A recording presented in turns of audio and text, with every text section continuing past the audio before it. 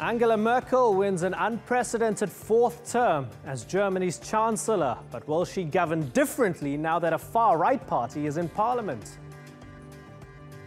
I'm Imran Garda, and today's newsmaker is Angela Merkel.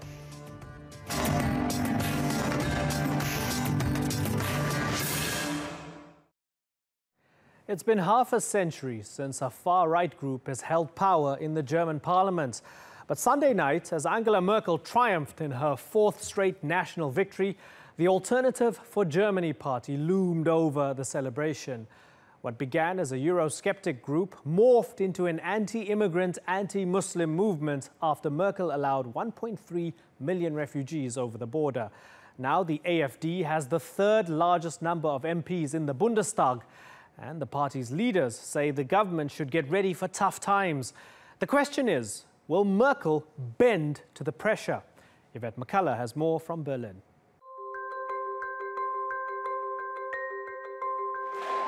It was the anticipated outcome to what many saw as an uninspiring election. Angela Merkel secured her fourth term as Chancellor and cemented her place as Germany's Mutti. But this victory isn't necessarily cause for celebration, with her party seeing its worst result in almost 70 years. Man braucht nicht drum herum zu reden. Natürlich hatten wir uns ein besseres Ergebnis erhofft.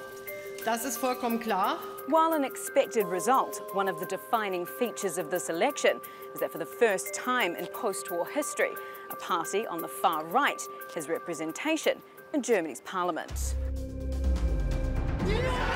Alternative for Germany, or AfD, received more than 12% of the vote, making it the third largest party in the Bundestag.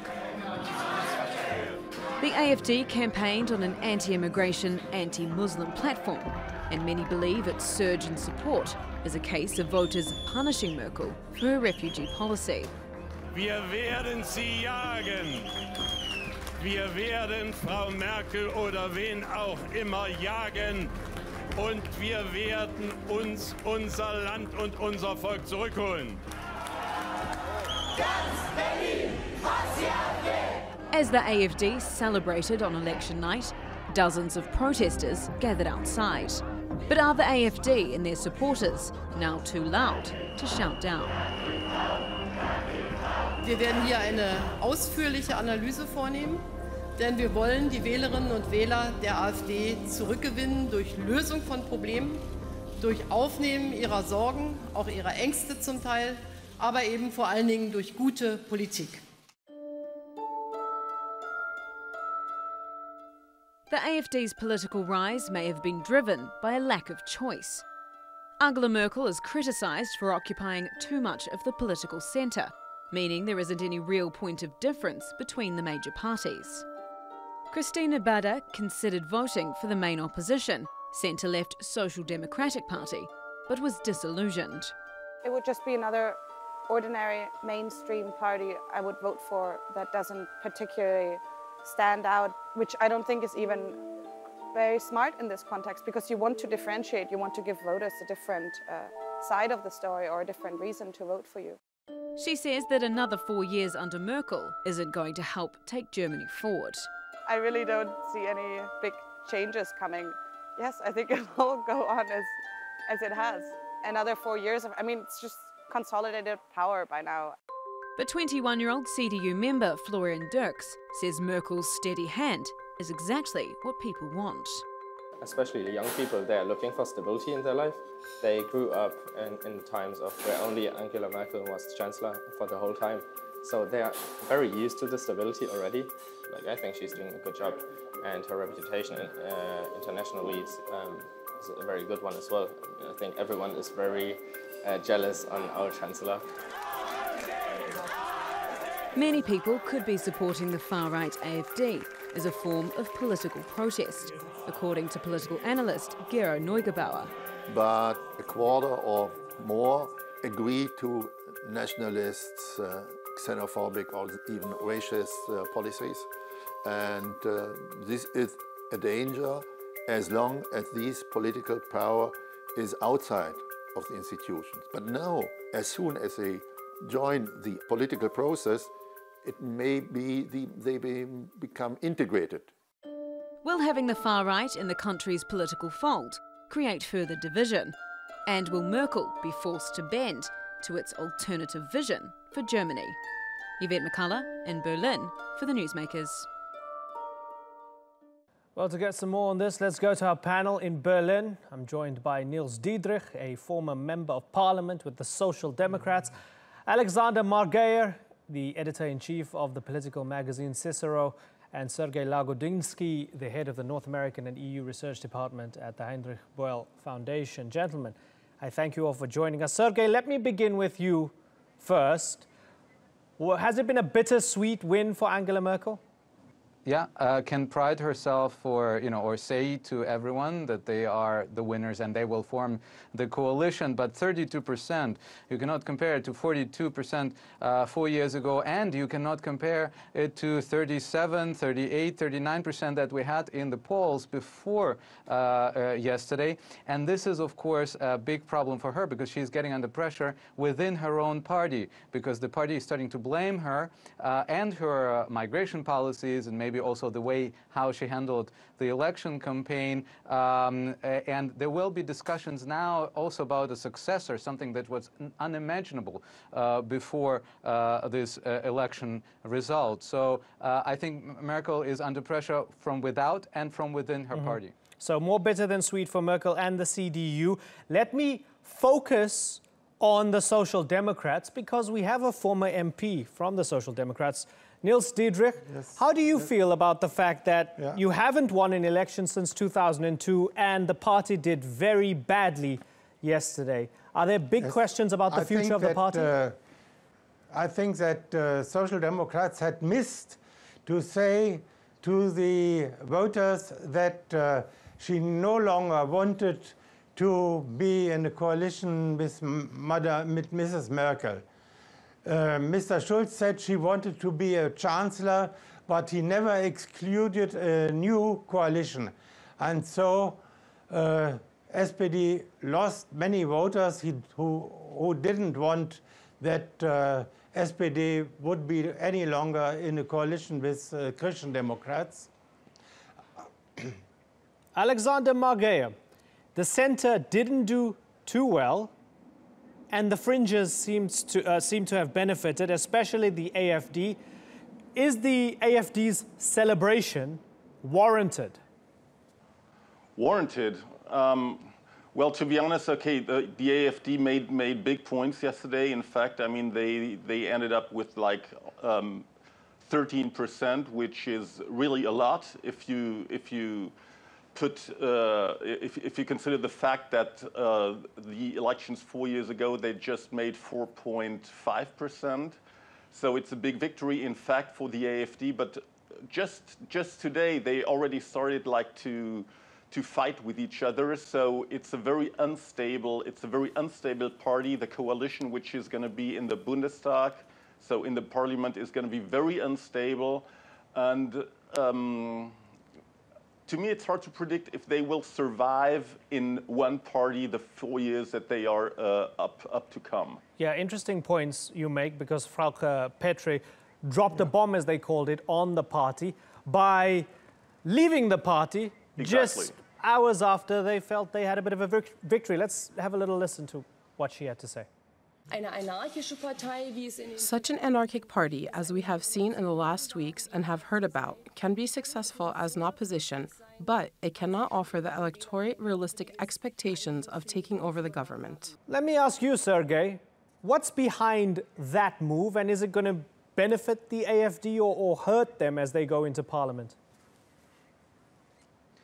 Well, it's definitely going to hurt them. Frauke Petry is probably not going to leave alone. There had been rumors before the election day that Frauke Petry might, if the party gets enough seats in the parliament, then she would have enough supporters, so those from the moderate, the so-called moderate gang within the IFD party, and they would probably leave the parliamentary group. This would, of course, weaken the group just in terms of numbers. But she has to have around 37 members of the parliament to follow her in order to have the officially recognized parliamentary group size. So it will depend on whether she will leave alone indeed. Then it's not a big loss for the party. They don't want her anyway. They've been struggling with her and fighting with her all the time.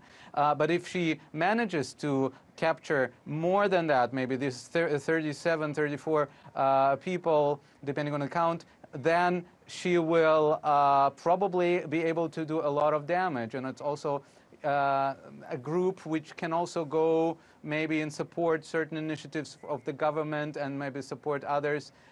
So there will be some mess going on in the Bundestag on that front. Yeah, talking about a mess and coalition options, because there wasn't a broad mandate, there's all sorts of permutations and speculations about who's going to be whose friend when it comes to actually forming a government. Niels Diederik, how do you see that playing out? Who is Angela Merkel going to turn to in order to form a government? There's only one possibility for Madame Merkel to form a government. This is with the Green Party and the Liberals. And since it will be a four-party coalition, we have in the Christian Democrats the Bavarian part, which is an own party. So such four parties have to compromise on a program. And I think this will be difficult, but not impossible. Since the Green Party and the Liberals have special points, I think that Madame Merkel is able to compromise and give them something what they wish. So I think that we will have a liberal, green, Christian Democrat coalition under Mrs. Merkel. Alexander, easier for her to compromise with those on the left than those on the far right, I presume? I don't think that it's the problem is not that Angela Merkel has to compromise with the Green Party or with the Liberals. The problem will be how do you get the Liberals and the Green Party into one coalition? And this is not going to be easy at all. Yes. Because, as you might know, the Liberals are more on the right than the Christian Democrats, and the Green Party is more on the left. So you have more or less antagonists, and it might turn out to be very difficult to put them together in a stable coalition. And you have to add the fact that the Liberals just made it back in the parliament again after they were not elected 4 years ago. So they are not really experienced, and they are especially not experienced in governing. So that might be really difficult. And I don't think that this coalition, which we call Jamaica for the colors green, black, and yellow, will really turn out to happen. Niels Diederik, let me ask you a little bit about the AFD, because after the election they said we're going to take back our country and our people, we're going to hound Angela Merkel, we're against foreign invasion. 13% of Germans who voted for them. So many people on the outside going, with Germany's history, how on earth can people choose a far-right political party? Or you know, some of their members have flirted with neo-Nazism, and they've given a little nod and a wink every now and then that they like the Nazis. If I had to ask you to sort of, in essence, explain to me, what did those 13% of Germans vote for when they voted for the AFD? Yeah. Yes, I think that those 14% of Germans who voted for the AFD voted not for the AFD, but a majority of them voted against the ancient parties, against the Christian Democrats, against the Social Democrats, and against the Linkspartei, the left-wing party, too. This is, we had a strong movement in Eastern Germany where many people left their traditional party and went to the AfD. So I think this is not a stable electorate, but a protest vote, and it depends from the politics of the next 4 years, politics of the government, but from politics from the social democratic opposition too, if AfD will be able to form a special, a stable party for a long time. I estimate that in 2 or 3 years, this party will have some problems to consolidate. Now, even if they do have problems to consolidate, let me bring in Sergei here. Sergei, let the AfD be the AfD, but if Merkel lost so many voters due to it being a protest vote, as has been said, wouldn't she be bending towards trying to reclaim those voters? Their appetite's been whetted by talk of no immigration, we don't like Muslims, we don't want our borders open. Will she be adjusting her policy in order to win those people back? Merkel cannot adjust anything now because she doesn't have a coalition partner. And once she has a coalition partner, she will be in a straitjacket made by the Greens and the Free Democrats. And there, we have totally different political orientations. So where the Greens and the Free Democrats come together is on the question of civil liberties, for example, or minorities protection. This is basically the one thing that unites them. Everything else divides them, unfortunately. So if Merkel is going to be in a coalition with them, how is she going to maneuver between the swing to the right and the civil liberties protection? I do think there will be some compromises. I do think that the new government will probably be a little bit more strict on immigration, but at the same time, the new government will probably have to enact the so-called migration law, something that Germany hasn't had so far, and this would be a true revolution in order to somehow orderly to regulate new migration, more kind of business and economic migration, something that the Free Liberals and the Greens would agree on. So it will be kind of a dancing, like tango, going to the right, to the center, to the right, to the center. This is what she has to do, otherwise this government doesn't have a chance. Niels Diedrich, all things considered, given that these elections have weakened her and her grip on power, was her refugee and migration policy a bad one? Did it backfire? Did it hurt her? You see, this is more a psychological problem. Many people, or let me say in Germany, we have a society where few people go richer and richer, and many people feel that they have not enough to live and their future is unsecure.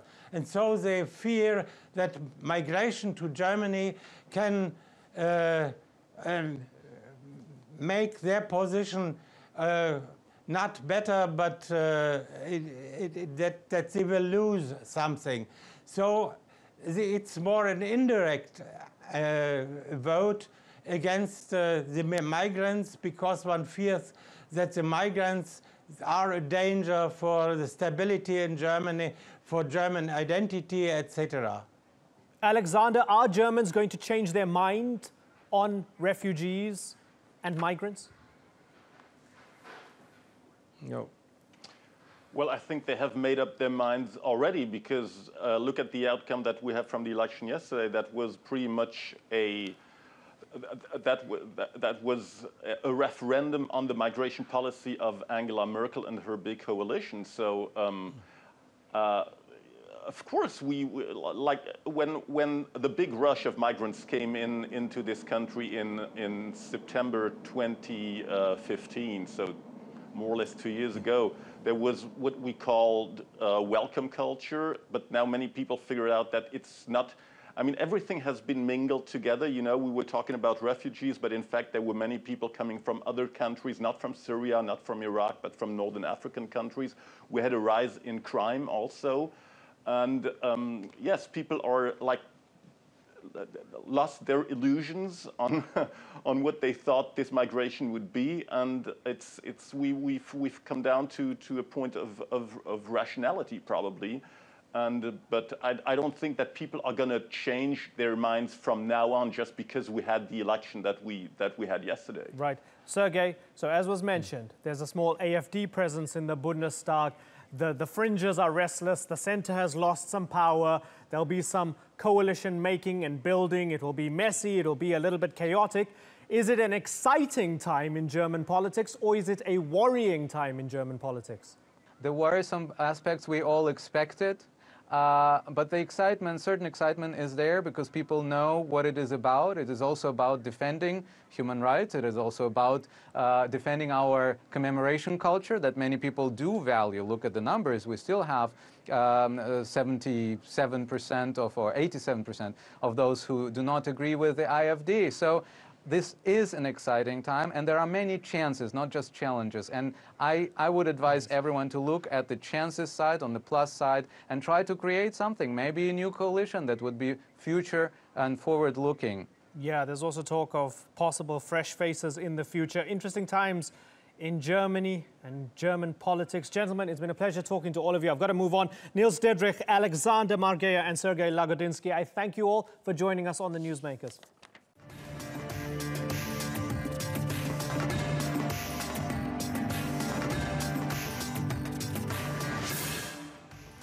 Coming up, Turkey and Russia plan to set up de-escalation zones in northern Syria. Will they bring about peace or more violence?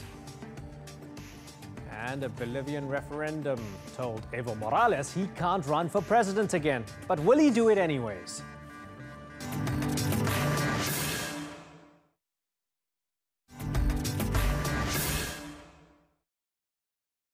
Welcome back to the Newsmakers. Turkey plans to deploy troops to the Syrian province of Idlib.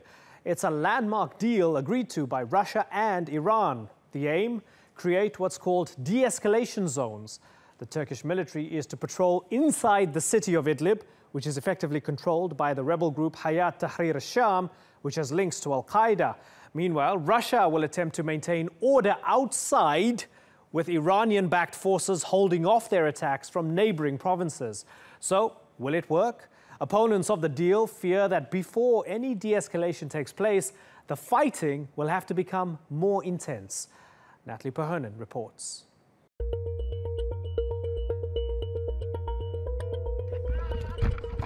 In the moments after an airstrike, every second counts, as rescuers spring into action to search for survivors.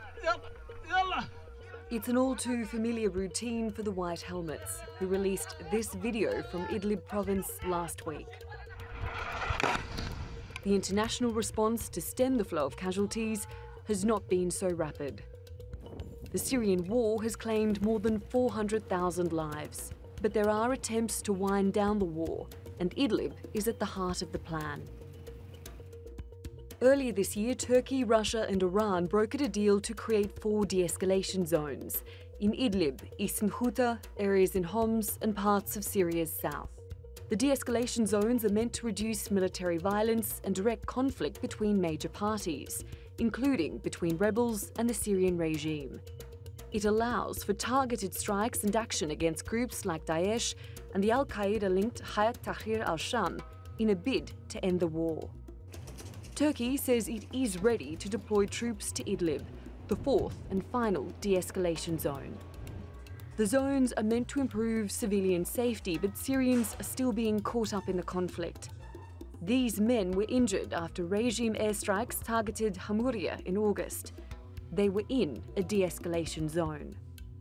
The Syrian regime says it hopes the zones will ultimately lead to a cessation of hostilities. Notwithstanding its commitment to the memorandum on the de-escalation zones, Syria reserves the right to respond to any violation by the other party. Syria also stresses that these zones are a temporary arrangement that must not violate the territorial unity of Syria. Turkey's President Recep Tayyip Erdogan says the goal is to restore peace. İdlib'deki o çatışmasızlık bölgesinin sınırlarında, sınırın dışında Rusya'nın güvenlik tedbirleri var. İç kısımda da Türkiye'nin güvenlik tedbirleri var. Ve bu çift güvenlik tedbiriyle oradaki sıkıntıların aşılması yolunda adımlar atılıyor. There is no agreed upon end date for these zones or a time frame for when foreign powers will need to leave. But is this approach likely to accelerate an end to the war? Natalie Pohanen, The Newsmakers. Well, joining me now in studio is Hakkı Öcal. He's a political columnist at Milliyet newspaper. And from Washington, D.C. is Bassam Barabandi. He's a former Syrian diplomat and co-founder of the People Demand Change Incorporated. In Moscow is Alexei Khlebnikov. He's a Middle East expert at the Russian International Affairs Council. Gentlemen, I thank you all for joining us. Bassam Barabandi, if I can begin with you first, sir. These de-escalation zones, particularly in Idlib, are they a good idea? It's not a good idea because it doesn't solve the root of the problems. Why at first we had this kind of de-escalating zone? Because the regime was just attacking everybody, and now the Russians just jump in to say, let's do a de-escalating zone without solving the problems of the regime itself, why he's attacking the people. And if you go to technical things, day-to-day, like today, there was a deal between Turkey, Russia, and Iran to solve or deal with the terrorist group of Nusra in Idlib, but they didn't take into account the Syrian forces, the FSA, the Free Syrian Army, the locals, how they can engage to fight al-Nusra there. And that is the big mistake they are doing. They are just doing everything possible to eliminate the Syrian voices and allow themselves, as a Russian, to have the upper hand. And this will be failing policy and strategy. It will not pay back except more distractions. And we saw what's happening today. When Nusra attacked some regime forces, then the Russia burned and killed all the civilians. They didn't attack the Nusra positions. And I don't know what the Russian thinking of only attacking the civilian, the civil societies, the hospitals, the streets, the ambulances. They are punishing the people because simply the terrorists are in their area. They are not terrorists. The civilians are not terrorists. So the whole idea of the escalating zone, it could be good if it implemented good and if it take the people consideration on account. What is happening is exactly the opposite. Okay. It's Russian, Iranian, Turkish influence, and that's it. Okay, so you see it as a very cynical policy that's not working. Let me bring in Alexei, because I presume, you're referring to 4 hospitals that were hit in Idlib by air raids. Bassam is asking the question, why is Russia targeting civilians? Even today, there was a huge attack on the civilians. Certainly. So let me ask Alexei, is it a fair question from Bassam that he's asking, why is Russia targeting civilians when it comes to these de-escalation zones? Because he sees it as a very, very nefarious policy on behalf of Moscow. Is that the way you see it, Alexei? Firstly, let me talk about the de-escalation zone itself. And this is not the Russian-made idea, and basically it reflects the initiative of the United States, which it came up with in 2012 with the buffer zones, which initially Russia declined and couldn't accept. But later on, then,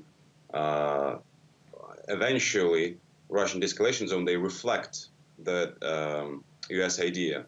And as evidence that it works pretty well is that not only Russia, Turkey, and Iran support this, but also the United States, Jordan, Saudi Arabia, UAE, and other Arab countries. That's the first thing. Secondly, de-escalation zones is a product, basically, of Astana talks, which also managed to bring forces, Syrian opposition forces, armed forces, who operate on the ground, who have influence on the ground, to a negotiations table.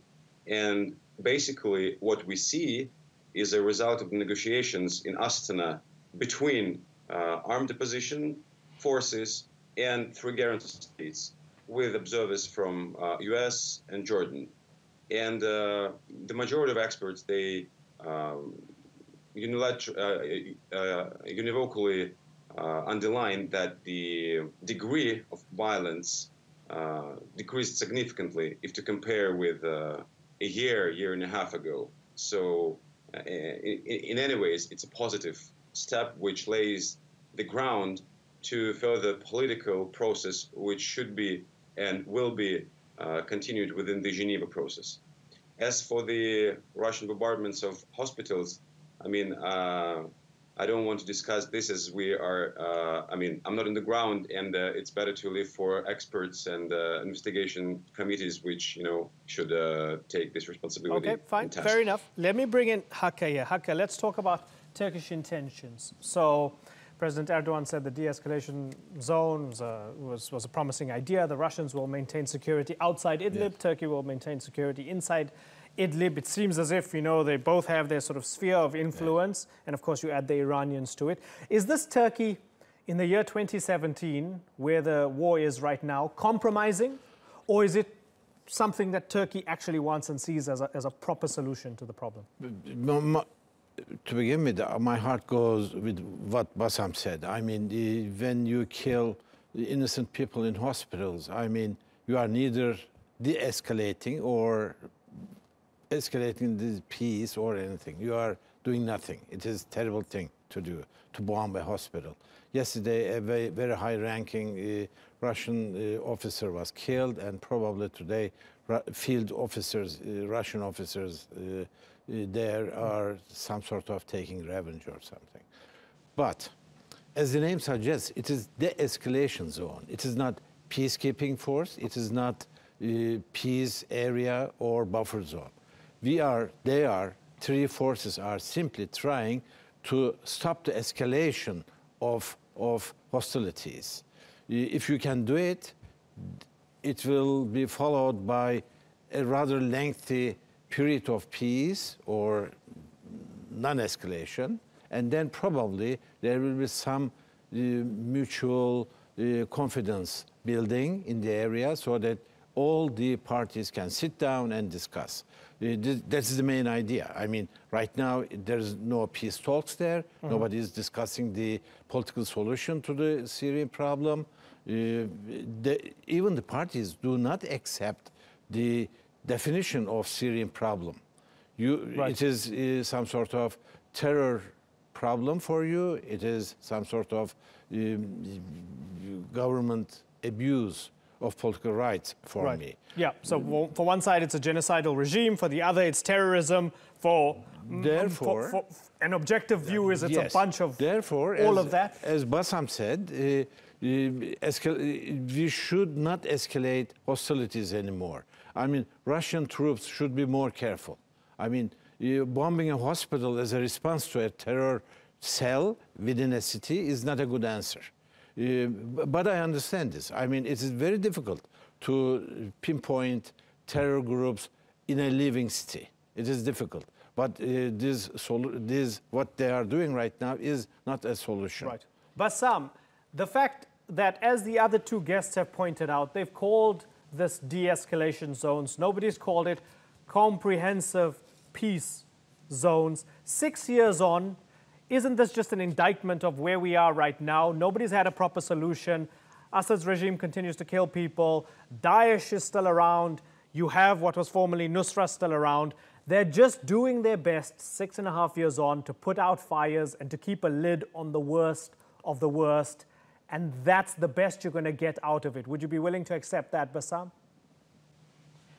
Yeah, just to answer your guest in Moscow about the escalating zone, when the American or President Trump, when he announced that he wouldn't do a safe zone, and the major idea for him is, number one, to stop the killing, number two, to bring the refugees back.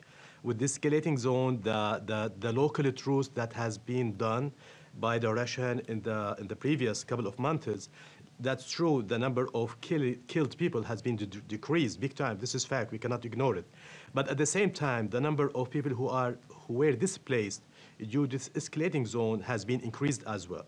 In other words, in order to solve the problem, which is a very complicated problem with so many elements outside Syrian elements inside it, We should look about the people themselves, where they relax, where they feel comfortable. Whenever the regime try to enter any cities, the people run away. Only the Russian, they can come and to say, we will be the guarantees that the regime will not kill you. In the sense, the people and the regime, they don't trust each other, and the people don't trust the regime because the regime heavy equipped with military equipment. And that's why we are talking about the political solution.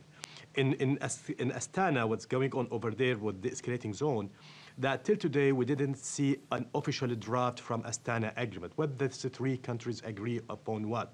How long? What the main reason?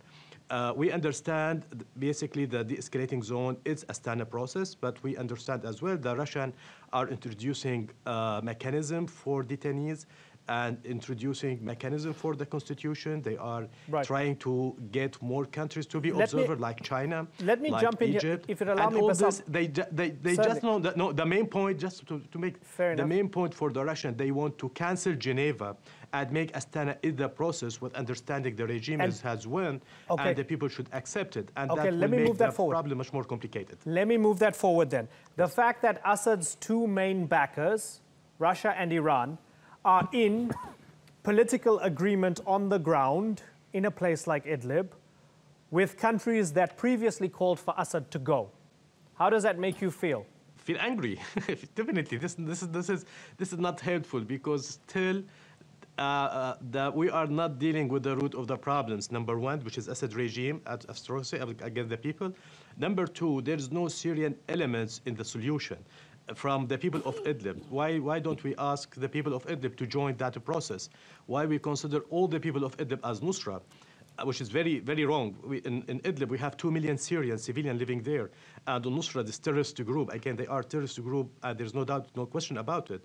They are, let's say, the maximum, they are 10,000. So why we try these three countries to say this 2 million are all terrorists and they are all under attack? The people should be engaged in order to give this process credibility. We understand Turkish concern is they are on the border, and they have a lot of IDPs and refugees just sitting on the borders. But what about Iran? What Iran interest in Idlib? What Russian interest in Idlib? Why don't engage the people? Why don't show they are credible? They came here to solve the Syrian problem rather than just to empower the regime and have their own interest. This kind of perception, it makes the things goes good, better or worse, a disaster. Okay, fair enough. Let me bring in Alexei. Alexei, how high is the likelihood of a Russian collision course with the United States? Because we're seeing incidents where, for example, the US-backed YPG or SDF forces are clashing with the Russians. Is that something that's taken into the calculus for the Russians? And are they feeling as if there's an inevitability to clashing with the Americans on battleground Syria? It's quite expected and to no one's surprise because firstly, Syrian skies, then Syrian ground started to be packed with different forces. So the likelihood and the risk of certain collisions of different forces naturally increased, and it's normal. Previously, we already had such incidents. So for now, I don't see that this could change the general trajectory of Russia-US collaboration on Syria, as in general, two countries see each other eye to eye in terms of de-escalation zones, decreasing the level of violence, setting up sustainable ceasefires, and launching political process. And of course, the fight against ISIS and Jabhat al-Nusra. So I don't see that it is some sort of a game changer in Russia-US relations over Syria. Right. Hakkı, does Turkey trust anybody on the ground there? Because we're seeing, it seems as if Turkey's being more and more pragmatic when it comes to Syria. Yes. But it also feels we can't fully trust the Americans because no matter how much evidence we show them about the YPG being linked to the PKK, they arm them, the Russians support Assad and so on. So does Turkey actually trust anybody in Syria? No, I don't think so. First of all, you have to trust main players. Here you have US government and you have Russia. The Russian government is doing whatever they say they are going to do. I mean, except these hospital bombings and everything. But they're putting all their work where their mouth is. But when it comes to the United States, Turkey must be confused as much as anyone else. You have administration which tells you that, okay, we are going to support Astana process and everything, and they even accept this sort of safe zones plan half-heartedly, so they finally agreed with the de-escalation formula. But on the other hand, you see American army, American military is arming what Turkey considers terrorists. Right. I mean, at least you should be speaking with Turkish authorities on why you are doing this, what you are doing, for what purpose. I mean, Turkish government keeps telling them that you are not going to get these weapons back. No answer from American side. Right. These guns, these military weapons and everything is going into the hands of PKK inside Turkey. Not even a word from American side. So Turkey cannot trust main players in this case. And is that why it seems to be more unilateral and going it alone? That's true. That is why Turkey is only trusting the Free Syrian Army, which it trained, which it sort of provided support. Other than those factors, right. Turkey is not trusting anyone. I have one final question for Bassam, very briefly, because I have to move on. Bassam, do you suspect that what's happening right now might eventually lead to Syria being partitioned? There's no ways for Syria to be partitioned. Economically, it doesn't work. Socially, geographically, topography, it doesn't work. Maybe we will be more to decentralized system, maybe more to kind of confederation system, but there's no way that geographically or the international border of Syria will be changed. No one have the interest, not the regional countries, not the Syrians themselves. I will just be back to my friends and colleagues in Turkey to tell them that the best way to fight the PKK operation in Syria is just to send more Syrian to fight in Deir ez-Zor and Raqqa. And that will make, again, the Syrians are always absent from any tools to solve the problem. Militarily countering ISIS and al-Nusra, we see it in Idlib, we see it in Raqqa and Deir ez-Zor. There's no Syrian element at all. Nobody trusts the Syrian, nobody wants the Syrian to lead the process. And in political process, again, that everybody tried to interfere in the end game, and nobody led the Syrian to take the rule or the lead in that. I think the more the international community, Russia, United States, they support the Syrian who believe in their lands and their unity. They have no hostile feeling toward Russia and United States. I think we are going to the right direction and vice versa. Okay, gentlemen, I've got to move on, but it's been good to get a diversity of views here on the panel discussing a terrible situation for the country and interesting developments in Idlib. Bassam Barabandi, Alexei Khlebnikov, and Hake Özal, I thank you all for joining us. Thank you.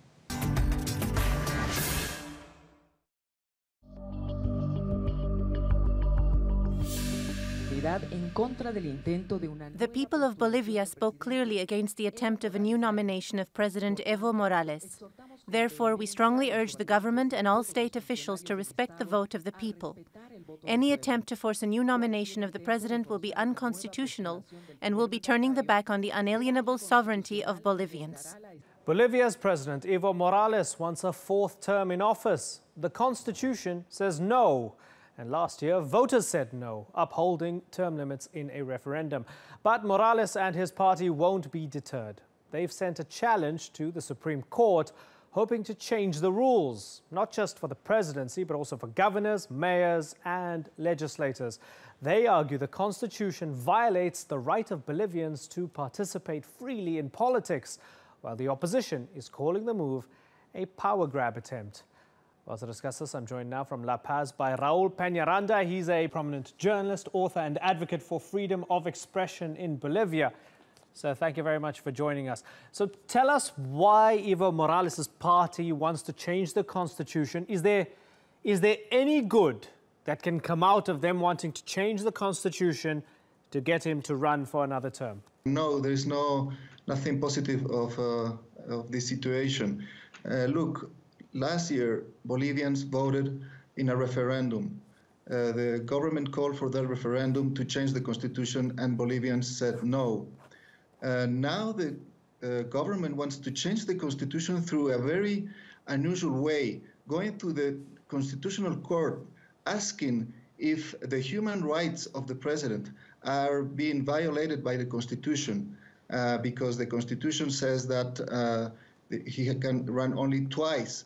Already is in his third term, but he's trying to change the constitution through this very unusual way. This is going to polarize Bolivian society. I don't think that is going to have a positive outcome. If the people voted against changing the constitution to remove term limits, then why don't the Bolivian people let them get away with it now and change it? Because ultimately, if he runs again, they just don't have to vote him into office. Well, it's a possibility, but our democracy is weak. We had a fair and free elections last year when we did the referendum, but now there is the possibility that some electoral rules could change. So we don't know if he can run again. We don't know how those elections would be in the future. But you're right. The polls in Bolivia show that he wouldn't win the next elections if he runs. But that's in the case that we have a free vote. And that's now also a doubt. Okay, so let me look at what some of the government supporters have been saying and what Morales himself has been saying. Some of the supporters and sympathetic media, Telesur and others, have been saying that right-wing smears about his sex scandal from 2014 were used to change people's minds last year in that referendum, and therefore that's why the people were misled into not accepting this particular decision. He himself has said the separation of powers in government is at the service of the American empire because it generates judicial coups to anti-capitalist presidents such as himself. He's spoken about it being an imperial tool. Tell me how much this sort of message resonates among people in the country. Of course, he resonates with his base. He has an important electoral base. He's 11 years in power, and he is quite popular even now. But the thing is this: to change the constitution, you have to call for a referendum. And he doesn't want to call for a referendum, so this thing about a lie and that the Bolivians voted in a dumb way last year doesn't make any sense. Because if he's sure of that, he could call for a new referendum and see what happens. But because he's sure that he's going to lose a referendum again. So this is why he's going through this constitutional court to change the constitution. It doesn't make any sense that all Bolivians or part of Bolivians are so dumb and we voted for a lie. Doesn't make any sense. Is Morales sliding towards authoritarianism? When he was in his second term, he said that he was not going to run for a third one. And then when the court allowed him to run for this third term, he promised not to run for a fourth time. We have political prisoners, we have the media who's under threat, we have exiles. This doesn't seem like a very good democracy. If he keeps in power, I think that our democratic rights are going to be diminished. As the same case in Venezuela, I think that Bolivia is going to that path of authoritarianism. Is it easy to talk about things like this within Bolivia right now? Is that one of the few things that you can at least still do, whether it's talking about the railroad project with the Chinese firm or the sex scandal from 2014 and so on? Can it be spoken about easily and openly? Not very easily. For example, the chance that I have to talk to you, to your TV network, I don't have that chance in Bolivia to talk to many media outlets in Bolivia.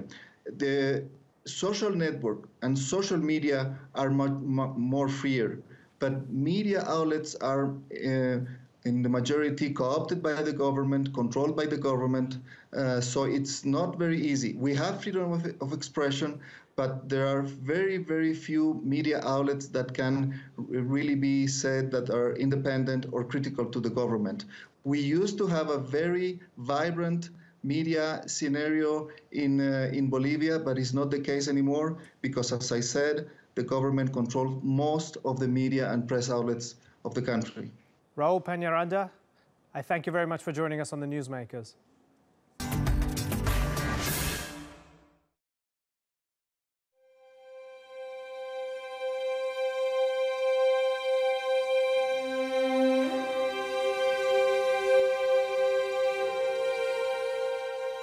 Estamos incomunicados, yo no tengo teléfono, no tenemos nada, no tenemos suministro, en mi casa no tenemos agua, aquí no tenemos lo que se consigue, no hay gasolina, las filas son enormes.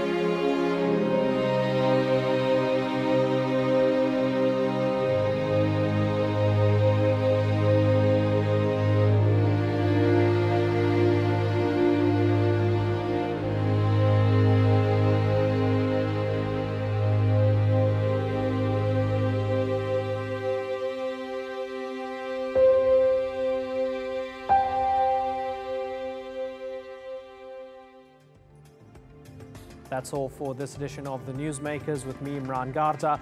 We've got a lot more to show you online. Check out more of our stories on YouTube, Facebook and Twitter. And we'd love to hear from you, so please leave a comment. Next time, we examine the results of northern Iraq's contentious referendum. Will it lead to autonomy for Kurds or fuel more instability in the region? Until then, thanks for watching. Bye-bye.